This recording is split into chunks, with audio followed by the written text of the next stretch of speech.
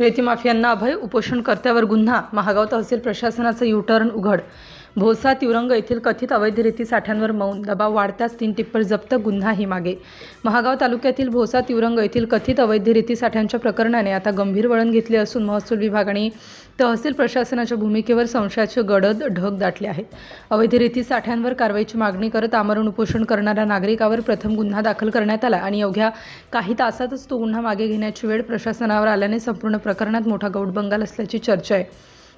भोसा येथील प्रदीप पांडुरंग जगताप यांनी तुळजापूर-नागपूर राष्ट्रीय महामार्ग 361 लगत मोठ्या प्रमाणात साठवून ठेवलेल्या कथित रेती ढिगाऱ्यांची चौकशी व्हावी आणि दोषींवर कारवाई व्हावी या मागणीसाठी 17 जूनपासून तहसील कार्यालयासमोर आमरण उपोषण सुरू केलं. उपोषण सुरू होताच प्रशासनाने अवैध रेती साठ्यांकडे लक्ष देण्याऐवजी उपोषणकर्त्यांवर शासकीय कामात अडथळा आणल्याचा गुन्हा दाखल केल्याने संताप व्यक्त होतोय.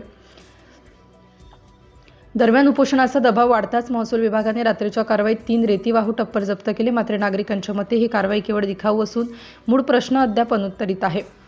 तर महामार्गालगत उघडपणे पडून असलेल्या कथित रेती साठ्यांवर कारवाई का होत नाही? या साठ्यांना परवानगी कोणी दिली आहे आणि महसूल विभाग इतके दिवस गप्प का होता?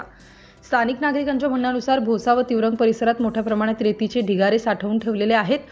महामार्गालगत असलेले हे साठे प्रशासनाला दिसत नाहीत का, असा संतप्त सवाल नागरिक विचारत आहेत.